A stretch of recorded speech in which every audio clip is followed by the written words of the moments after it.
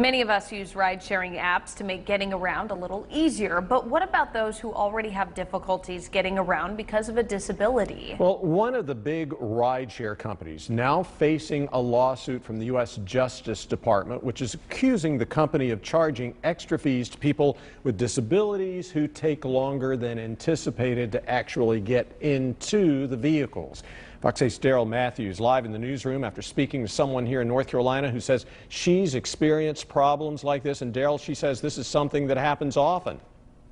Yeah, Becky Davidson tells me it's not uncommon for rideshare company drivers to refuse or cancel scheduled rides for those with disabilities. He tells me when it does happen, it's embarrassing for customers who are just trying to get a ride like anyone else.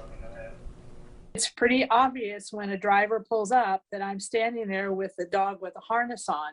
And once I say this is a guide dog or this is a service dog, that should be the end of it. But in many cases, it's not. Becky Davidson is blind and takes her guide dog everywhere she goes. Davidson says she's one of many who have been refused rides before because of their disabilities. Periodically, rideshare drivers will refuse to pick up a person who is accompanied by a service dog.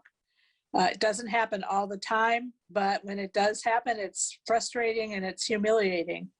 And it should not happen. It's totally illegal. Early this week, the Justice Department filed a lawsuit against Uber for overcharging people with disabilities by using what they call wait time fees. The department's complaint alleges Uber violates the Americans with Disabilities Act by failing to modify its policies for passengers who need more than 2 minutes to get into the car.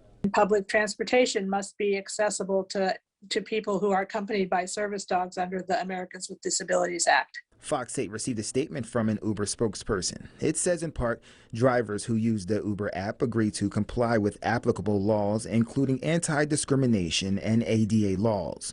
We also spoke with leaders in the Greensboro Transit Authority about a similar service to Uber or Lyft that offers to those with disabilities in the city. iRide is a ride-hailing service that operates like Uber or Lyft, but with more training. They provide the training for the drivers and all the tools they need so that they're able to better be able to transport persons with disabilities. Davidson says if you're disabled and experience an issue with a ride-sharing company, contact organizations like the American Council of the Blind Service, dog service organizations, and even social media for others who may help lead you to a place where you've been discriminated against in the right direction. In the newsroom, Daryl Matthews, Fox 8 News.